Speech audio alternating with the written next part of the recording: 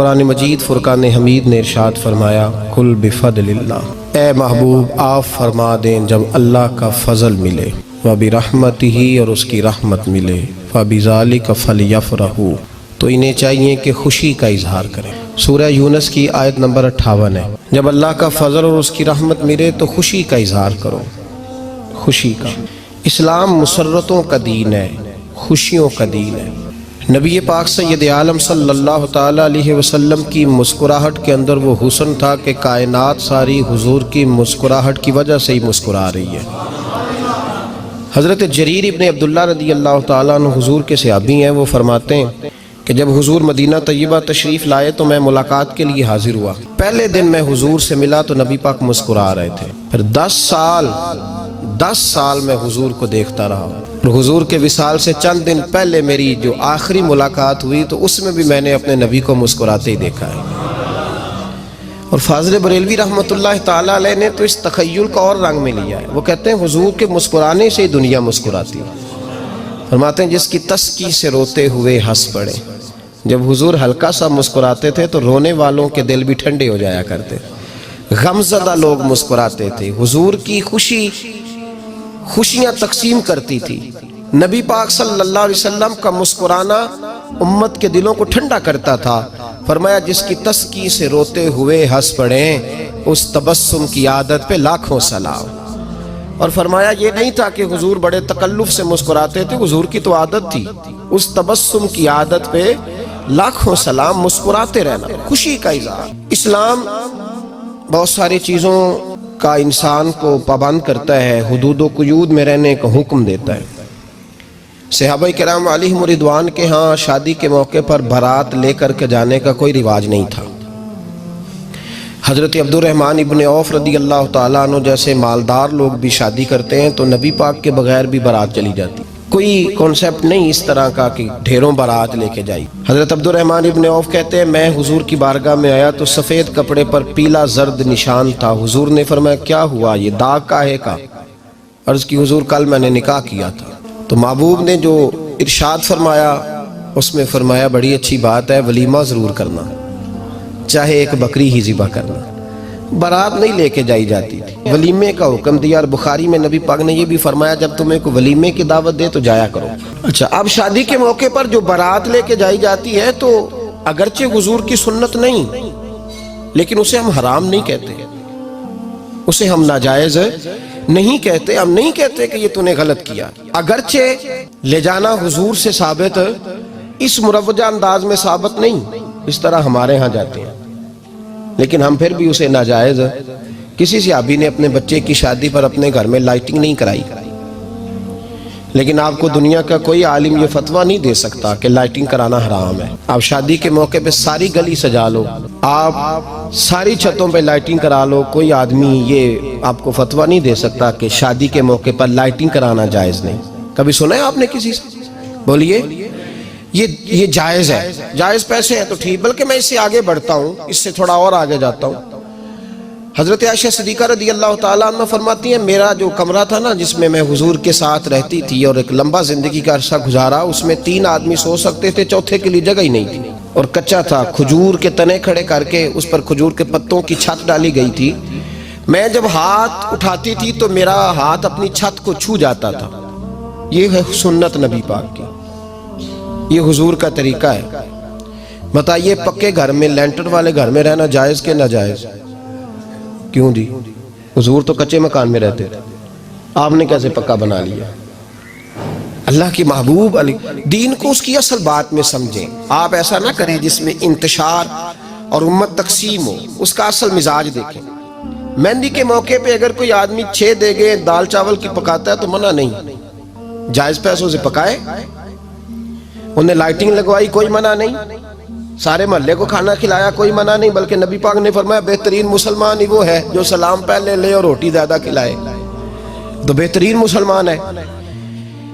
ناجائز کیا ہے؟ ناجائز ہے شادی کے موقع پر بینڈ باجا بجانا، اس میں رقص کرنا، اس میں بھنگڑے ڈالنا، عورتوں مردوں کا اختلاط ہونا، عورتوں کی مووی بنانا، یہ چیزیں ناجائز ہیں۔ تو جو ناجائز ہے اس پہ پابندی لگائی جائے گی، جو جائز ہے اس کے بارے میں یہ کہا جائے گا کہ بھائی احتیاط کی جائے، سنت کی طرف دیکھا جائے تو بہتر یہی ہے۔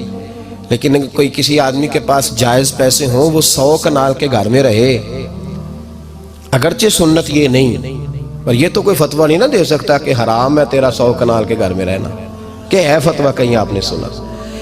تو ہمارے ہاں تکلیف کا معاملہ یہ ہے۔ دیکھیں میرے بھائی، کسی بھی صحابی نے، بڑے درد کے ساتھ بات کر رہا ہوں اور یہ میرا درد ہے، میں درد سے اپنے دل کو، اپنے ایمان کو حاضر ناظر کہہ کے بات کر رہا ہوں۔ امت بٹ جاتی ہے ہر موقع پہ یار، ہر جگہ ہی تقسیم ہو رہی ہے امت مسلمہ، ہر روز کچھ نہ کچھ فتوے ایسے مل جاتے ہیں جس میں دراڑیں پڑتی ہیں۔ کسی صحابی نے کسی مسجد کے اندر اشتہار چھپوا کے، اعلان کرا کے درس قرآن کرایا ہے کبھی؟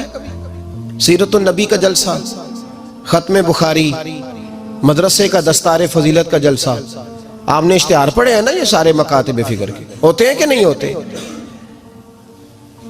کسی صحابی نے اس طرح، وہ تو روز درس قرآن دیتے تھے، لیکن اس طرح اشتہار چھپوا کے، پوسٹر لگا کے، اور مصر سے کسی صحابی کو اسپیشل بلوا کے یا یمن سے بلوا کے مسجد کے اندر کبھی درس قرآن کے اجتماعات کرائے، سیرت النبی کے جلسے، ختم بخاری کے؟ او بھائی، یہ ساری چیزیں حضور کے صحابہ کی سنت سے مروجہ انداز میں ثابت نہیں۔ مجھے بتا میرے بھائی، میں درد کے ساتھ تجھ سے سوال کرتا ہوں کہ سیرت النبی کے جلسے میں تو پشاور سے مولانا بلائے، پنڈی سے بلائے، تو گجرات اور کراچی سے لوگوں کو بلا کر کے اگر سیرت کا جلسہ کرائے، اور تو اس میں ایک آدمی کو کراچی سے بلوایا جا رہا ہے تو تو نے اس کو 20,000 کی ٹکٹ بھی دی، اور اشتہار پہ بھی جلسے پہ خرچ ہوا، پھر لنگر بھی پکا، کھانا بھی تو نے کھلایا، نہ تجھے کوئی بیوہ یاد آئی، نہ تجھے کوئی مسکین یاد آیا، نہ تجھے کوئی غریب یاد آیا؟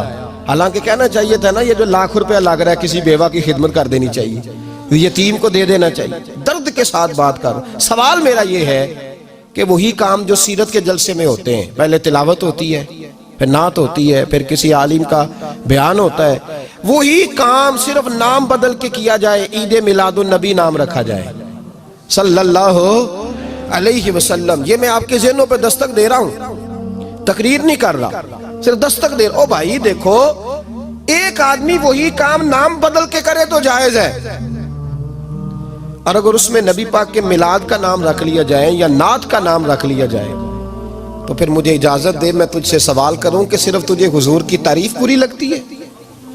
پھر مجھے اجازت دے کہ میں تجھ سے پوچھوں کہ صرف تجھے نعت اچھی نہیں لگتی؟ پھر مجھے اجازت دے کہ میں تجھ سے پوچھوں کہ تجھے صرف رسول اللہ کے قصیدے اچھے نہیں لگتے؟ دے مجھے اجازت کہ میں تجھ سے سوال کروں کہ جہاں ذکر رسول کی بات آئے وہاں تو پریشان کیوں ہوتا ہے؟ تجھے پتہ ہی نہیں یہ تو وہ ذکر ہے کہ رب فرماتا ہے تم بیان کرو نہ کرو وَرَفَعْنَا لَكَ ذِكْرَكَ، محبوب میں نے خود تیرے چرچے ساری دنیا میں بلند فرما دیے۔ اور نبی پاک نے پوچھا حضرت جبریل سے کہ چل جبریل تو بتا، میری امت کو پتہ چلے رب نے میرا ذکر کیسے بلند کیا ہے؟ تو جناب جبریل کہنے لگے محبوبہ رب فرماتا ہے میرے نبی سے کہہ دے جہاں جہاں تیرے رب کا ذکر ہوگا وہاں وہاں تیرا بھی ذکر ہوتا رہے گا۔ یہ تو محتاج ہی نہیں کسی کا۔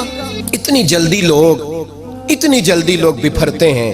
اللہ فرماتا ہے قل بفضل اللہ وبرحمتہ فبذلک فلیفرحوا، محبوب ان سے کہہ دو جب اللہ کا فضل ملے، جب اللہ کی رحمت ملے تو خوشی مناؤ۔ تیرا نہیں مجھے پتا، مجھے تیرا نہیں پتا، لیکن مجھ سے اگر تو پوچھے تو کائنات میں رب کا سب سے بڑا فضل بھی محمد مصطفیٰ ہی ہے، اور سب سے بڑی رحمت بھی محمد مصطفیٰ ہی ہے۔ وہ دو عالم کی رحمت تھے، وہ جہاں چاہتے وہیں رہتے، یہ تو ان کی مہربانی ہے کہ یہ عالم پسند آیا۔ رب کریم نے تجھے آنکھ دی، دنیا دیکھی تو نے، رب کریم نے تجھے قوت دی، تو نے دنیا گھومی، اور پھر رب نے تجھے بیٹے دیے تو میٹھا میوہ، اور بیٹیاں دی تو تیرے لیے باعث کرم، تیری چھاتی پہ بچے چڑھے تو تو نے کہا سب سے بڑی نعمت یہی ہے کہ مالک کہتا ہے تو میرا بندہ تھا، میں نے دینا ہی تھا، تو نے دیا، احسان نہیں جتلایا، لیکن جب اپنا نبی دیا تو کہا میں نے بڑا احسان کیا تم پہ۔ لَقَدْ مَنَّ اللَّهُ عَلَى الْمُؤْمِنِينَ إِذْ بَعَثَ فِيهِمْ رَسُولًا، میں نے تم پر احسان کیا ہے۔ کون دیتا ہے کسی کو محبوب اپنا؟ نہ جانے رب نے یہ کیسے گوارا کیا۔ لَقَدْ مَنَّ اللَّهُ عَلَى الْمُؤْمِنِينَ إِذْ بَعَثَ فِيهِمْ رَسُولًا، اتنا بڑا فضل۔ اتنا بڑا فضل، فضل بھی حضور. اور جب بات رحمت کی آئی تو فرمایا مومنوں صرف تمہیں ہی نہیں، عیسائیوں، یہودیوں، سکھوں، دنیا میں جتنی مخلوق ہے، حتیٰ کہ جانور بھی، حتیٰ کہ چونٹیاں، نباتات، جمادات، ہر چیز. یا اللہ تو نے کیا دیا؟ فرمایا وما ارسلناک الا رحمتا للعالمین. میں جس کا رب ہوں ان سب کے لیے میں نے اپنے نبی کو رحمت بنا کے بھیج دیا ہے. بیٹے کے آنے پہ تو مٹھائی بانٹتا ہے، میلاد والے دن تو لائٹیں بند کر لیتا ہے. بیٹے کے آنے پر تو حلوائی بٹھاتا ہے، اور نبی پاک کے نام کی لائٹیں لگی ہوں تو پریشان ہوتا ہے. ہم سے کبھی پوچھ تجھے بتائیں، بس نہیں چلتا، ورنہ تاڑے توڑ کے چھتوں پہ لگا دیں.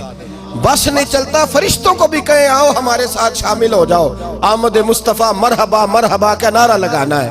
ہمارا بس نہیں چلتا، ورنہ دنیا کی ساری نعمتیں بچھا دیں اور لوگوں کو بتلائیں کہ اصل تو خوشی منانے کا دن ہی آج ہے جب اللہ نے ہمیں اپنا پیارا رسول عطا فرمایا ہے.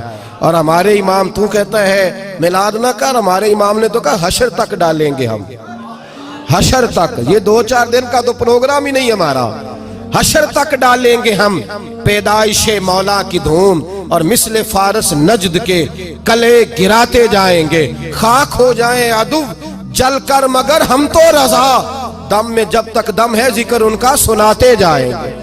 ہمارا تو 1-2 دن کا پروگرام ہی نہیں. اور پھر سنو کتنی بڑی نعمت ہے. حضرت عباس سے کسی نے کہا تھا اللہ کی سب سے بڑی نعمت، تو بخاری اٹھانا، فرمانے لگے محمد نعمت اللہ. بخاری ہے بخاری، فرمایا محمد اللہ کی سب سے بڑی نعمت ہے. صلی اللہ